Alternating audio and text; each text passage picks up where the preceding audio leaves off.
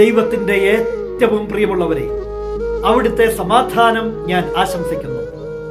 ഇന്ന് കർത്താവ് നമുക്ക് നൽകുന്ന ദൂത് സങ്കീർത്തനങ്ങൾ 118:5.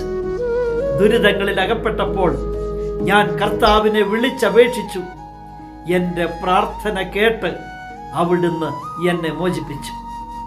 ജീവിതത്തിൽ പ്രശ്നങ്ങളും പ്രതിസന്ധികളും രോഗങ്ങളും ദുരിതങ്ങളും ഒക്കെ കടന്നു വരുമ്പോൾ നമ്മൾ നിശബ്ദരായി പോകരുത്.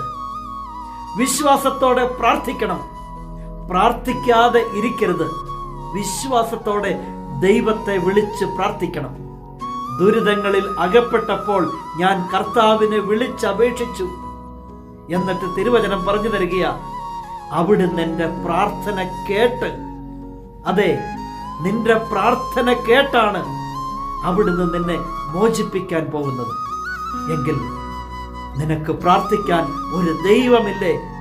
നിലവിളിക്കാൻ ഒരു കർത്താവില്ലേ?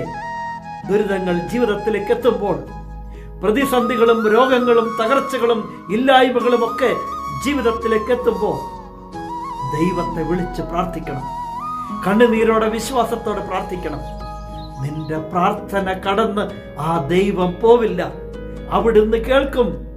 എല്ലാ തകർച്ചകളിൽ നിന്നും, എല്ലാ ദുരിതങ്ങളിൽ നിന്നും, എല്ലാ പ്രതിസന്ധികളിൽ നിന്നും, എല്ലാ പരാജയങ്ങളിൽ നിന്നും, രോഗങ്ങളിൽ നിന്നും അവിടുന്ന് നിന്നെ മോചിപ്പിക്കും.